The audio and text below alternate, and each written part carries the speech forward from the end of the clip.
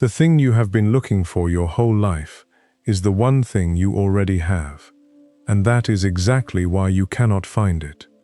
Think about that for a second. You have spent years chasing something, peace maybe, or purpose, or just a moment where your mind finally stops shouting at you.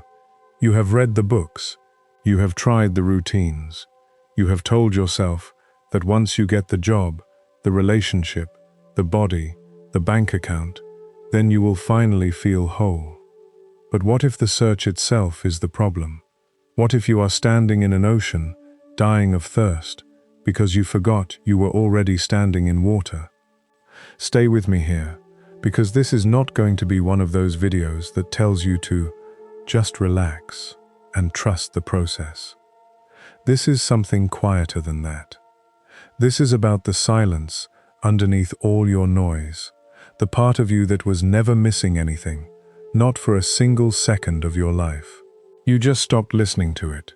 And tonight, we are going to walk back to it, slowly, the way you'd walk back into a room you forgot you left the light on in.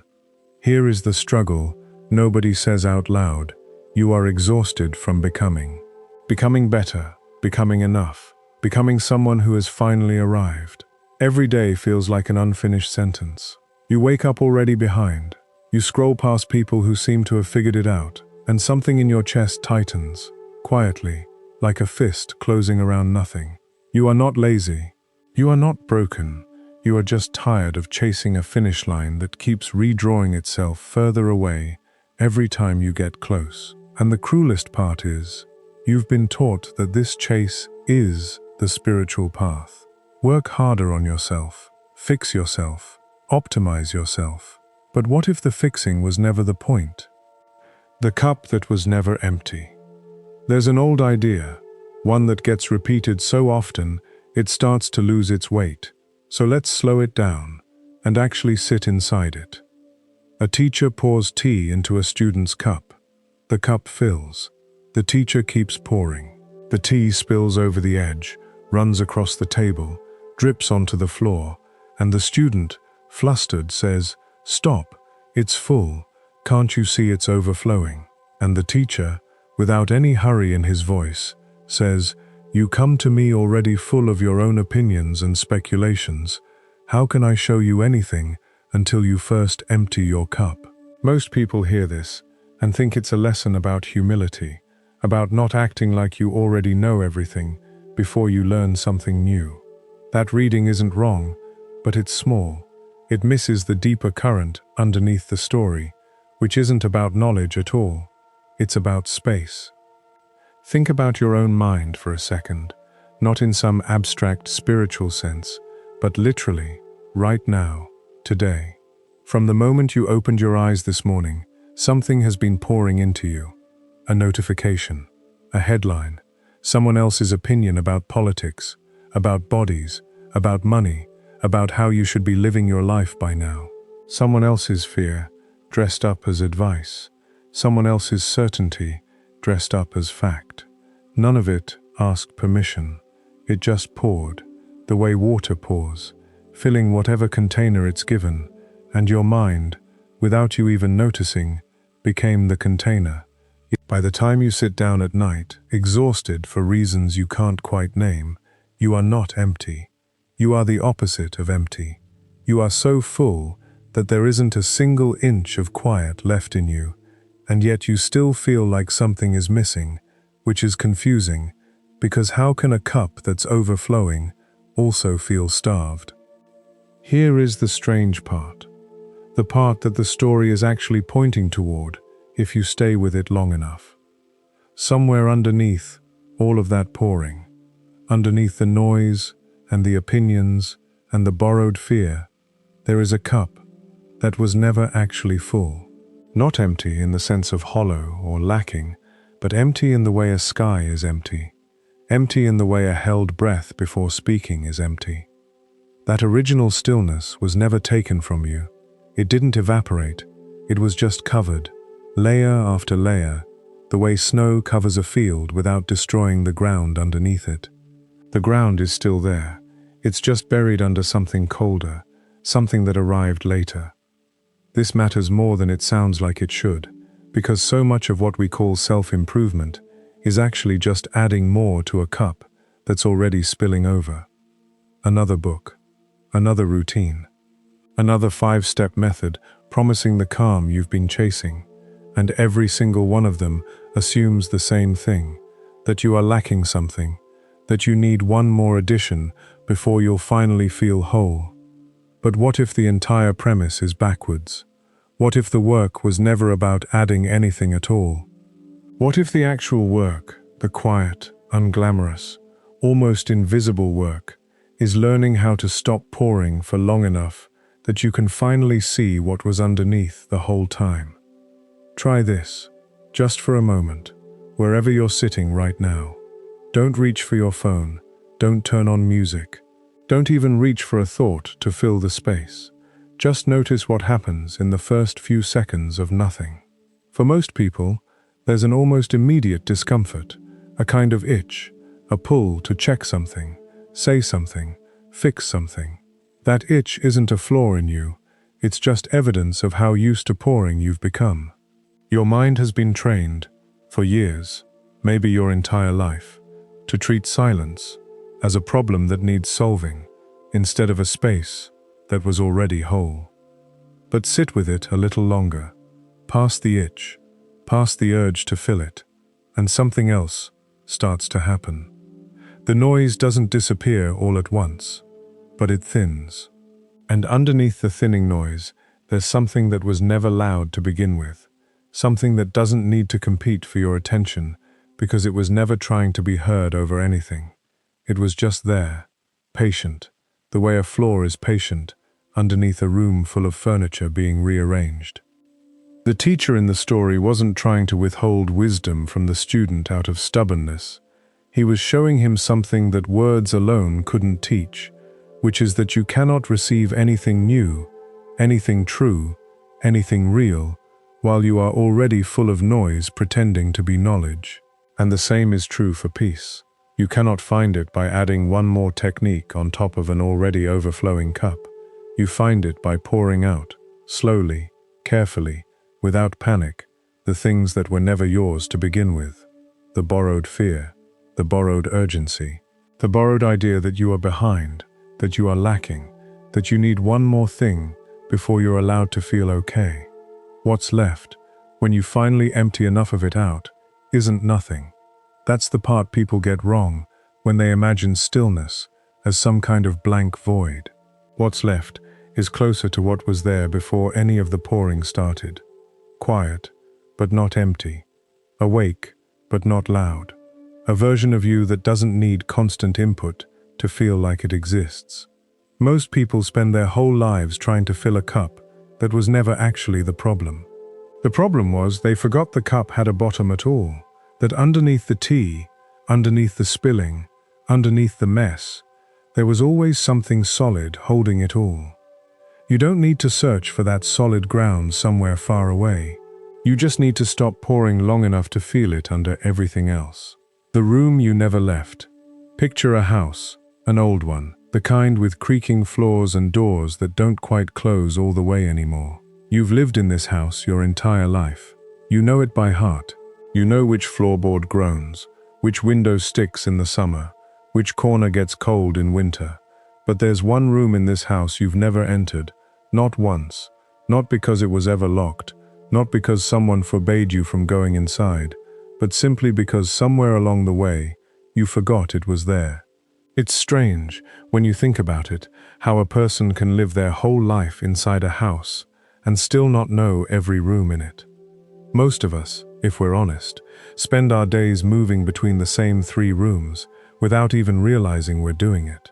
The first room is worry, where you replay conversations, imagine worst outcomes, rehearse arguments that haven't happened yet and probably never will. The second room is planning, where you're always one step ahead of yourself, mentally rearranging tomorrow, next week, the next 5 years, as if peace is something waiting for you once every detail is finally in place. The third room is remembering, where old regrets and old wounds get replayed on a loop, sometimes so quietly you don't even notice you're standing in that room again. Worry, planning, remembering. Back and forth, day after day, year after year, as if those were the only rooms available to you. But there is a fourth room, and here's the part that tends to catch people off guard the first time they really consider it. The door to that room has been open this entire time. Nobody sealed it shut. Nobody hid the key. You simply stopped walking toward it, the way a path through tall grass disappears if nobody uses it for long enough. Not because the path was destroyed, but because it wasn't tended to. Silence works the same way inside you. It isn't something you have to construct out of nothing, brick by brick, through years of discipline and effort. It's not a skill in the way that learning an instrument is a skill, something you build from zero. It's a room that already exists, fully formed, waiting, patient, unbothered by how long you've been away from it. This is the part that so many spiritual teachings get wrong when they're translated into modern self-help language. They make it sound like peace is a construction project, something you build over months of meditation apps and morning routines and journaling prompts. And there's nothing wrong with those tools. They can help you find the hallway again. But they were never building the room. They were just reminding you it existed. Meditation, at its core, isn't manufacturing a stillness that wasn't there before. It's walking you back down a hallway you'd simply forgotten, dusting off a door you hadn't touched in years, and stepping into a room that had been quietly waiting the entire time you were busy pacing between worry and planning and remembering. Think about how a child sits before anyone teaches them to be anxious about the future or ashamed of the past. A child can sit and watch an ant cross the floor for 10 straight minutes without needing anywhere else to be. That isn't discipline. That isn't a skill they practiced. That's just what happens when nobody has taught you yet to avoid the fourth room. Somewhere between childhood and adulthood, most of us get walked away from that door, gently at first, through school schedules and responsibilities and the constant hum of being told what to do next, until eventually we forget the room is even part of the house. And here's the quiet ache underneath all of this. You have probably spent years, maybe decades, thinking that peace was somewhere far away from you, something you'd have to travel toward, something reserved for people with different lives, different circumstances, different amounts of free time, or money, or luck. But the room was never far away. It was never even outside the house.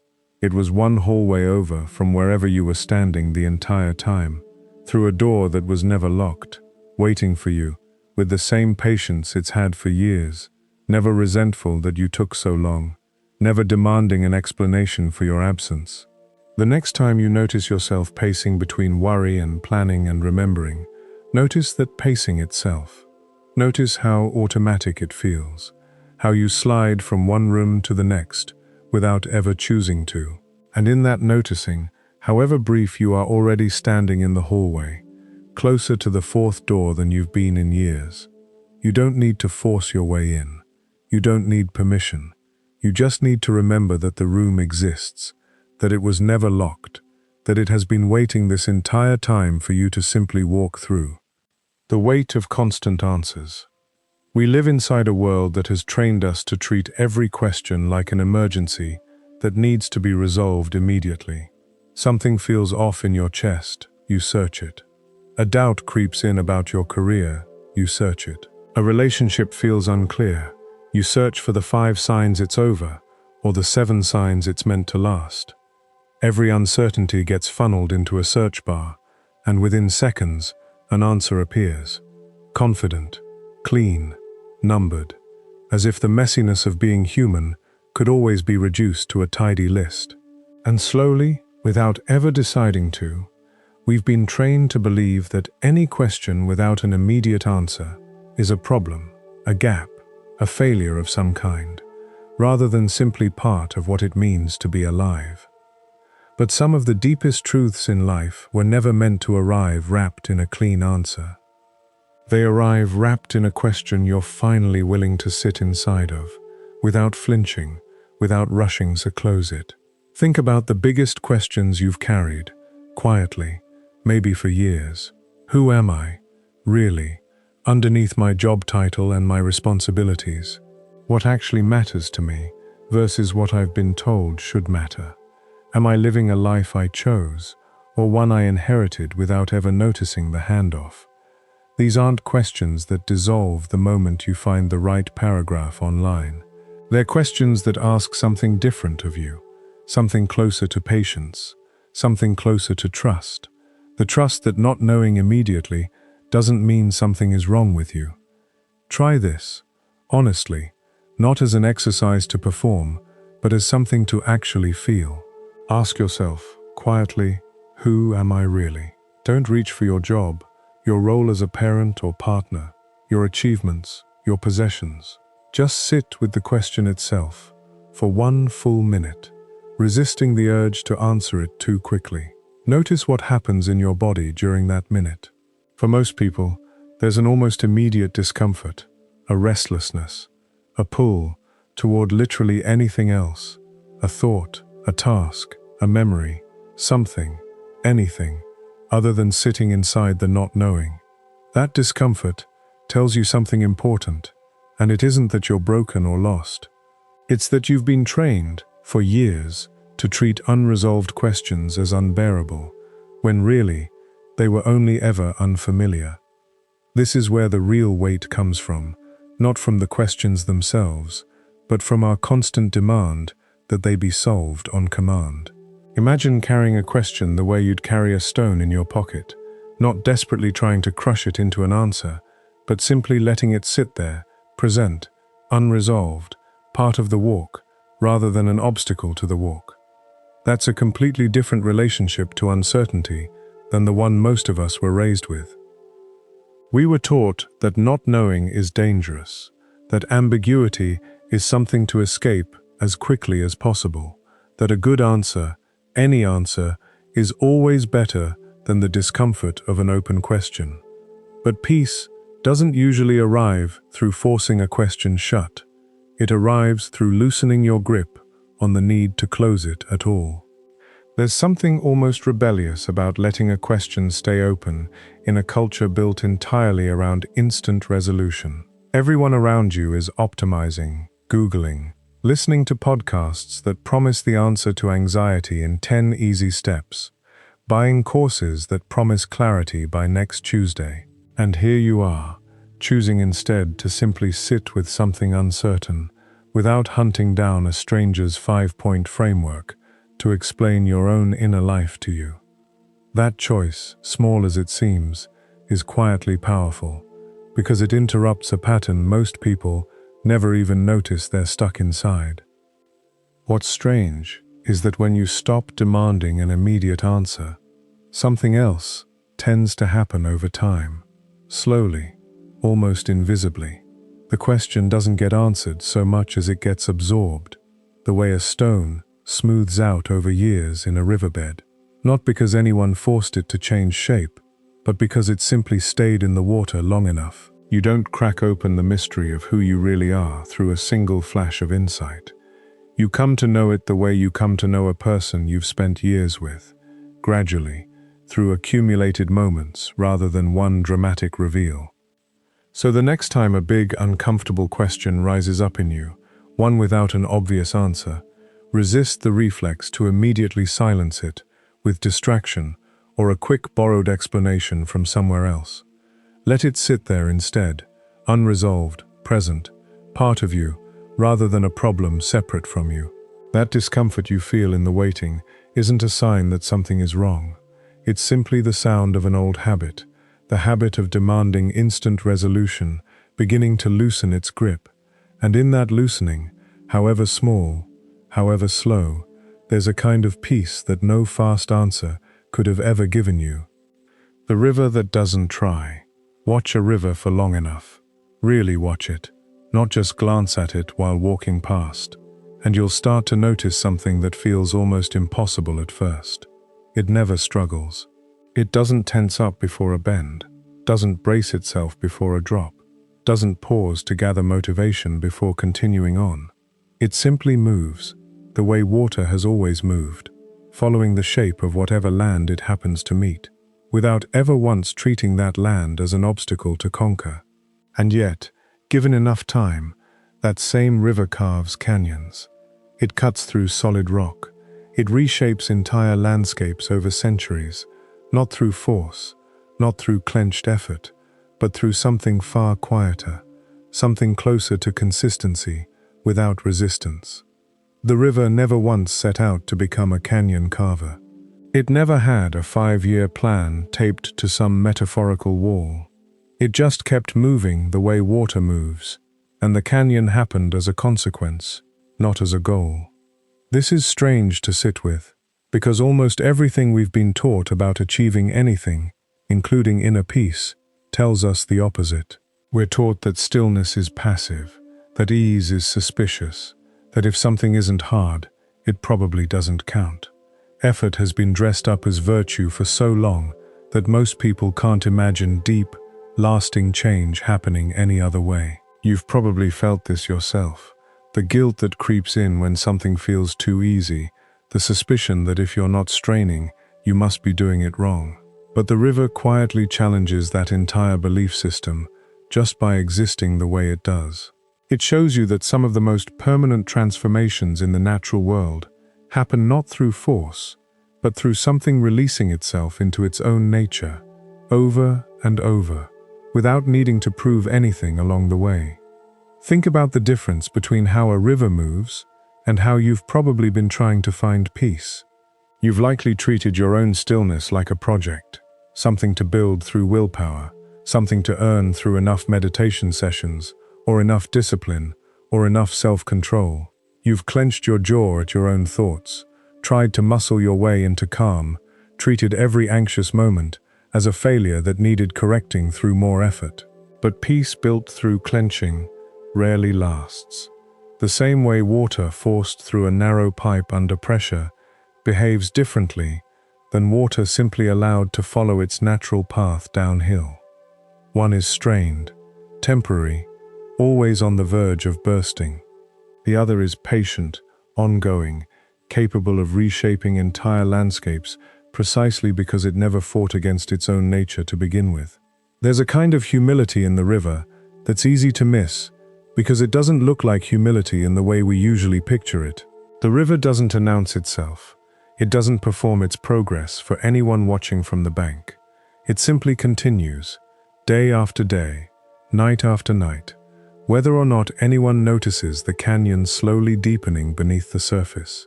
And this is perhaps the hardest part, for a mind trained on constant validation, constant proof of progress, constant evidence that the effort is working. The river offers no such evidence, not on a daily basis. If you stood beside it for a single afternoon, you would see no canyon forming, no visible change at all. You would need centuries to witness what the river was quietly accomplishing the entire time. Your own inner peace works on a similar, though far more human, timescale. You will not feel a dramatic shift after one quiet evening spent doing nothing in particular. You will not wake up transformed after a single walk without your phone. But something is still happening beneath the surface, slowly, the way rock erodes, the way a shape changes, not through violence, but through the accumulation of something gentle, repeated over and over.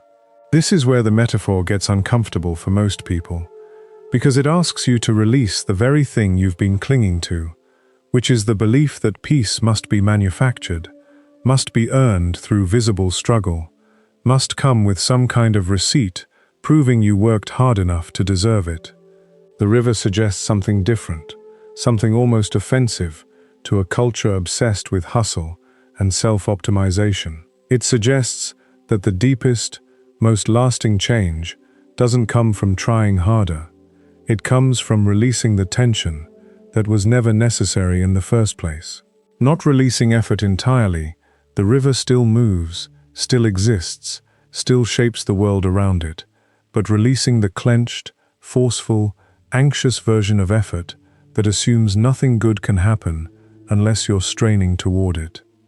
Consider what it would mean to approach your own mind the way a river approaches land. Not fighting the shape of your thoughts, not clenching against your anxieties as though they were enemies to be defeated through sheer will, but simply continuing to move, gently, consistently, letting your natural stillness do what water does, which is find its way around whatever obstacle appears, without treating that obstacle as a personal failure. This doesn't mean giving up. It doesn't mean passivity in the sense of doing nothing.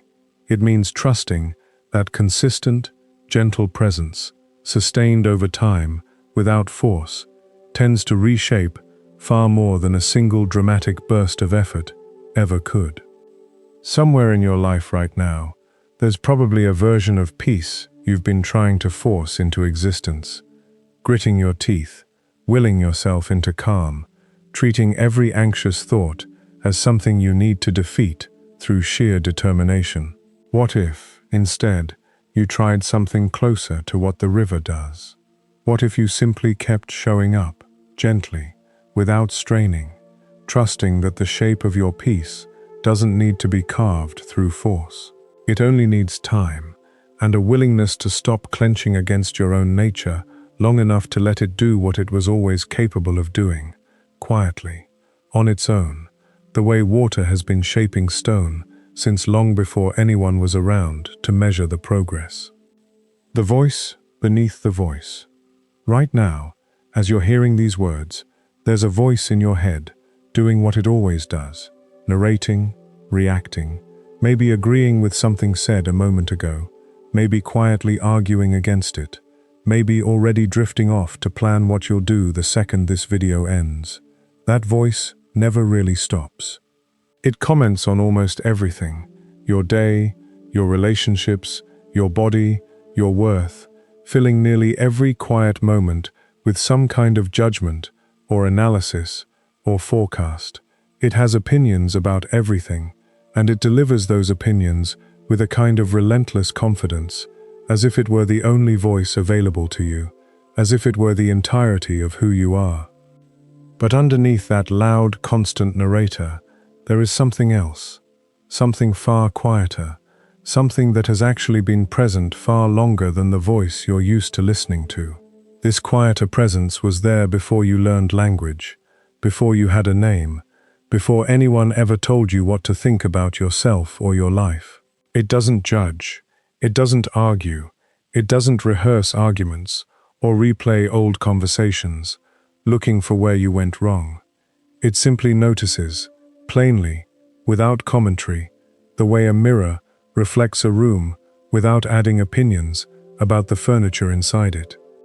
Some traditions have tried to name this quieter presence, calling it awareness, calling it presence, calling it witness consciousness, each name an attempt to point towards something that resists being fully captured in language. Other traditions deliberately avoid naming it at all, worried that giving it a label makes it sound like an object you need to search for, a destination you have to travel toward, rather than something that has simply been with you the entire time, underneath the noise, unclaimed and unbothered by whether you ever notice it. And this is the part that tends to surprise people the most, once they actually encounter it directly, rather than just hearing about it. It was never lost. It never went anywhere. You were simply standing so close to the louder voice, so consumed by its constant commentary, that you forgot there was something quieter, standing just behind it the entire time. Try noticing this for yourself, right now, without making it complicated. As you hear these words, there's the voice reacting to them, maybe agreeing, maybe skeptical, maybe already thinking about something unrelated. Now, instead of following that voice, ask yourself who is aware of that voice happening. Not another thought answering the question, but the quiet noticing underneath the question itself. That noticing isn't loud. It doesn't announce its presence the way the narrating voice does. It's easy to miss entirely if you're not specifically looking for it, the way you might overlook silence in a room until someone points out how quiet it actually is. This distinction matters more than it might seem at first, because so much suffering comes from mistaking the loud narrating voice for the entirety of who you are. When that voice says you're not good enough, when it replays an old embarrassment for the 100th time, when it spirals into anxious predictions about a future that hasn't happened yet. It's easy to believe every word of it, as if that voice were some final, unquestionable authority on your worth and your reality.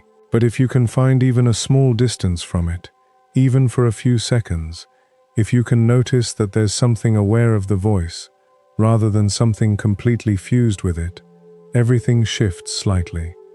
The voice loses some of its grip, not because you fought it, not because you argued back, but because you finally noticed there was ever a difference between the voice and the one listening to it. This quiet presence beneath the noise isn't something exotic or reserved for people who've spent decades in silent retreats. It's available to you right now, in this very moment, the same way it was available to you as a small child, before anyone taught you to identify so completely with your own internal commentary. You didn't lose it, you just got distracted from it, buried it under years of louder, more insistent noise demanding your full attention. And the return to it isn't some dramatic spiritual achievement. It's closer to remembering something simple, something that was patiently waiting the entire time for you to notice it was there. The myth of arrival.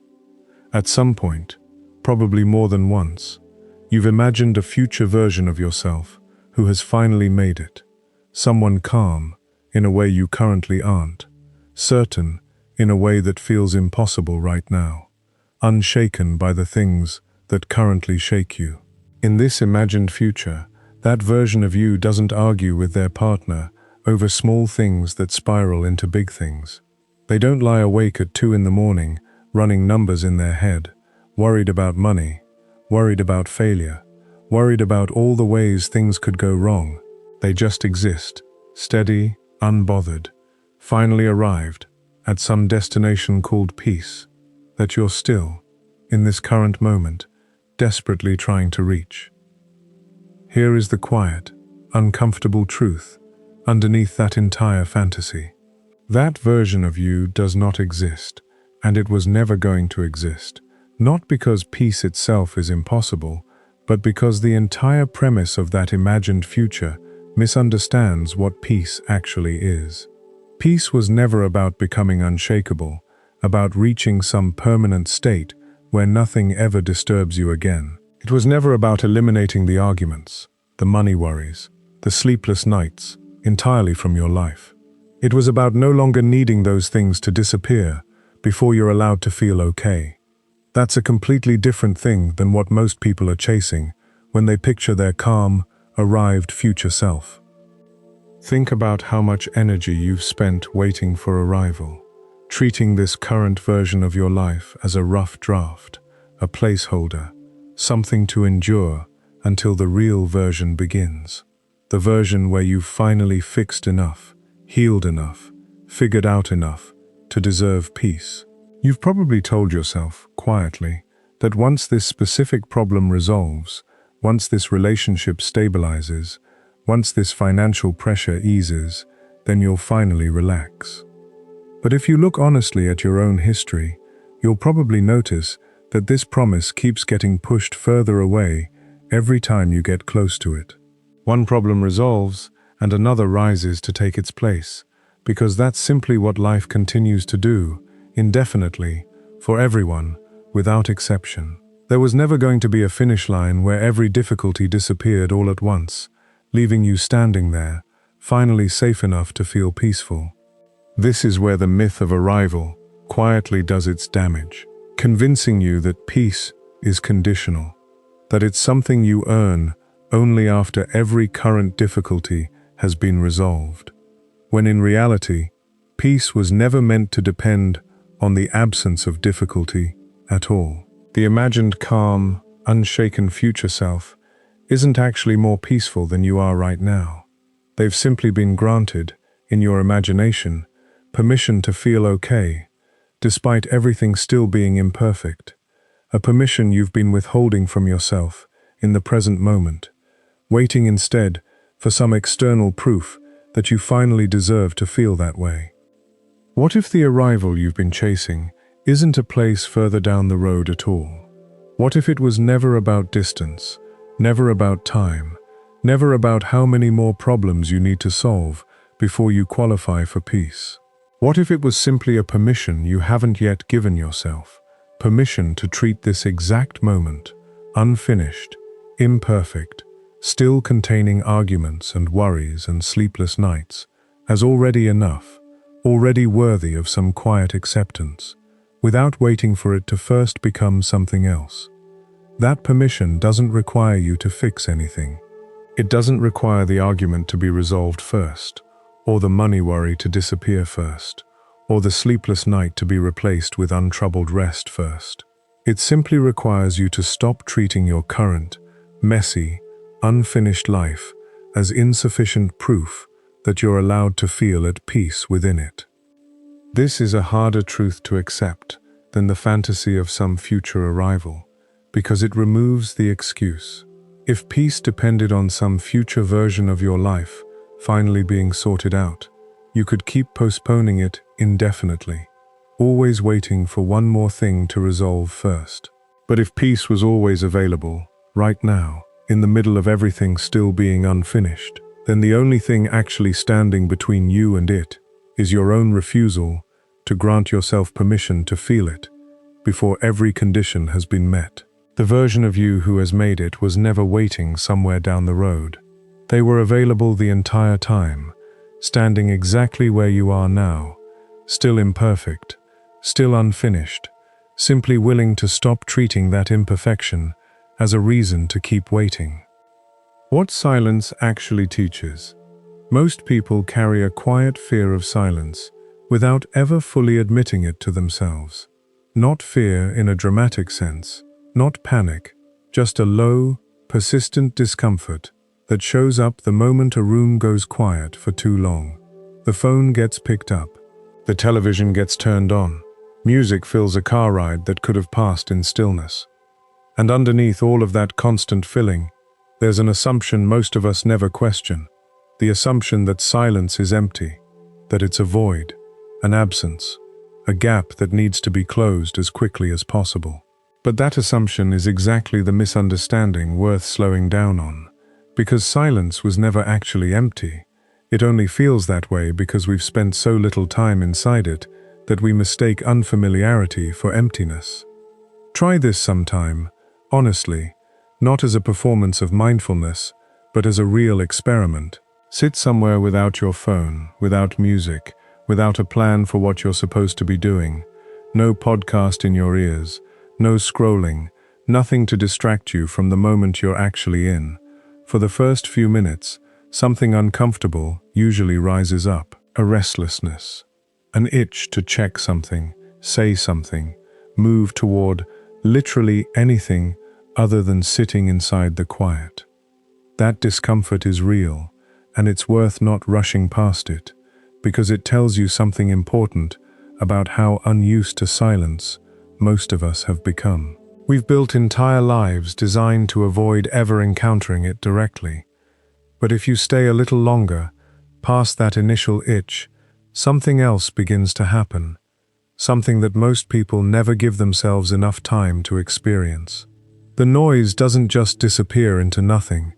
Instead, underneath it, things you'd been quietly avoiding start to surface.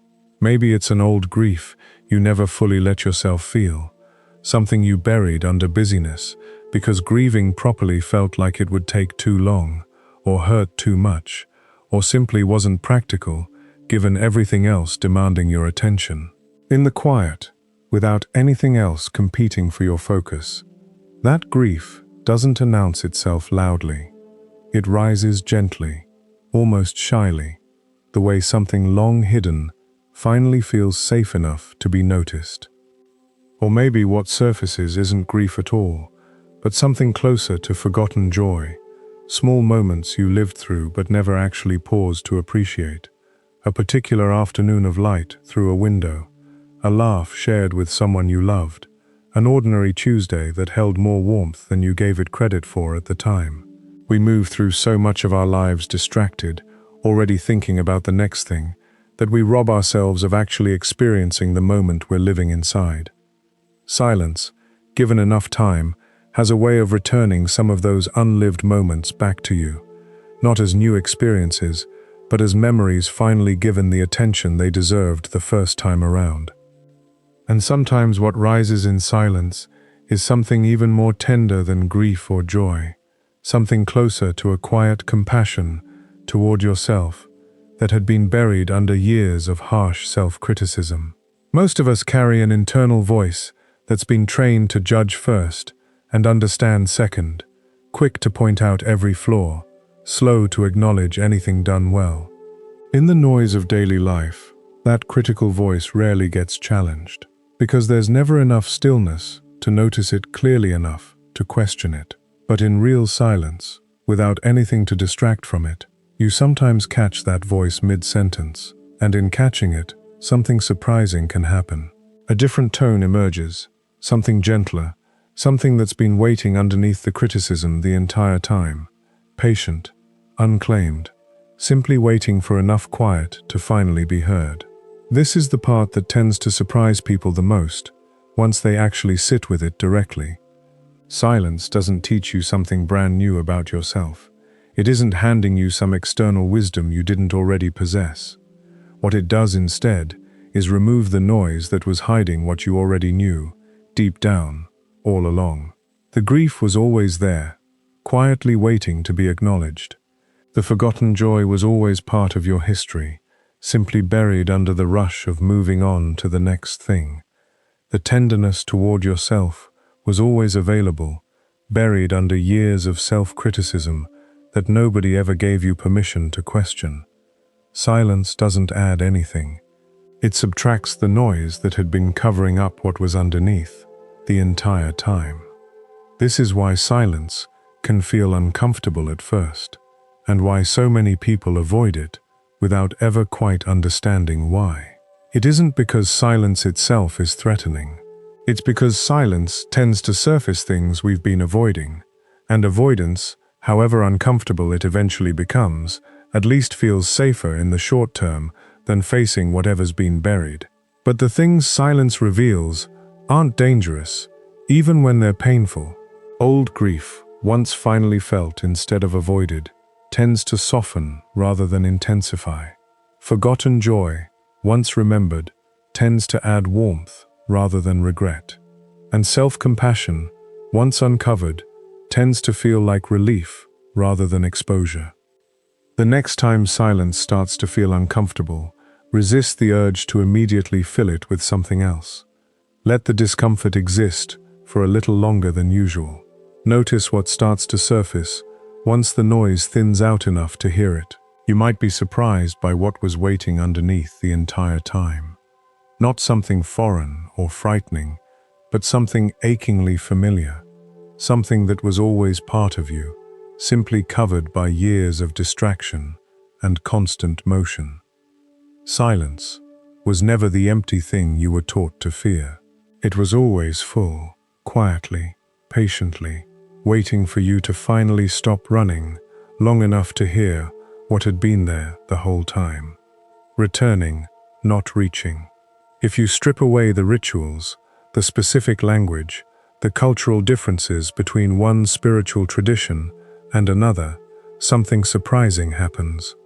Underneath all the different words and practices, nearly every one of them ends up pointing toward the same quiet idea. An idea so simple, it almost sounds anticlimactic the first time you hear it clearly. You are not reaching toward something far away. You are returning to something you temporarily forgot. Not building something new from nothing. Not achieving some distant, exotic state reserved for monks or mystics or people with unusually disciplined minds. Simply returning, the way you might return to a familiar room after being away for a long time. The furniture exactly where you left it, the light falling through the window in the same way it always did. This distinction matters more than it might initially seem, because so much of how we've been taught to pursue peace treats it like a destination somewhere out there, something you travel toward through enough effort, enough practice, enough years of discipline. Reaching implies distance.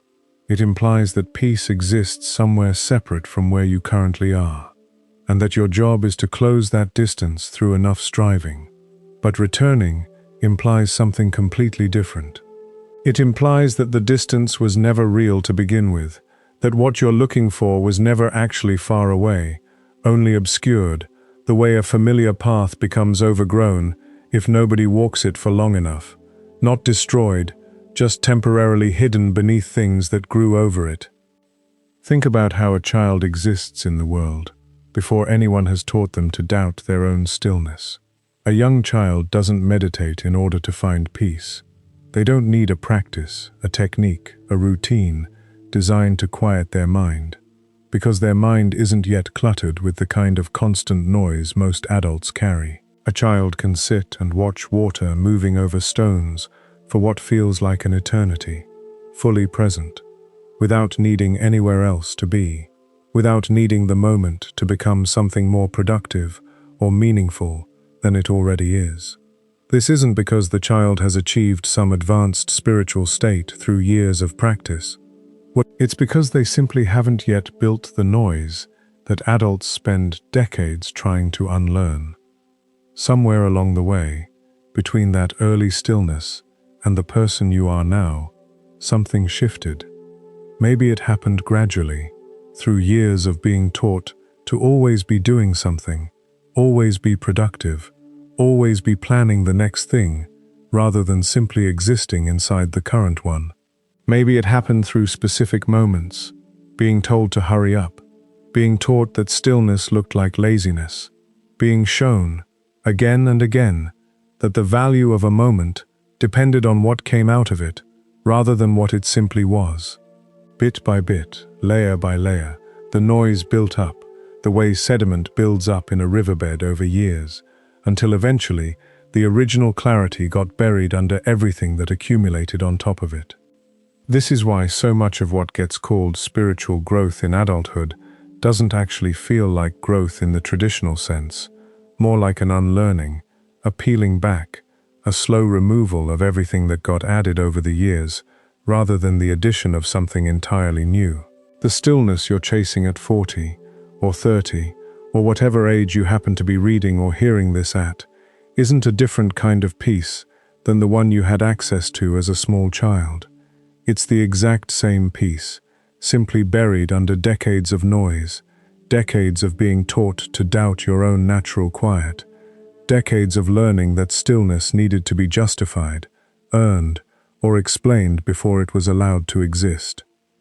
This reframes the entire question of what you're actually doing when you sit quietly, when you meditate, when you finally step away from the noise long enough to notice what's underneath it. You're not building a new skill from scratch, the way you might learn to play an instrument you've never touched before. You're remembering something your body and mind already know intimately, something they knew long before anyone taught you otherwise. This is part of why moments of genuine stillness often feel less like discovering something foreign and more like coming home, a phrase used so often it's become almost a cliché, but one that captures something true nonetheless. Coming home implies you've been there before.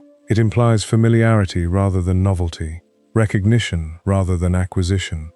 So the next time you find a rare, quiet moment, whether through deliberate practice or simply by accident, notice how it feels less like arriving somewhere new and more like remembering somewhere old.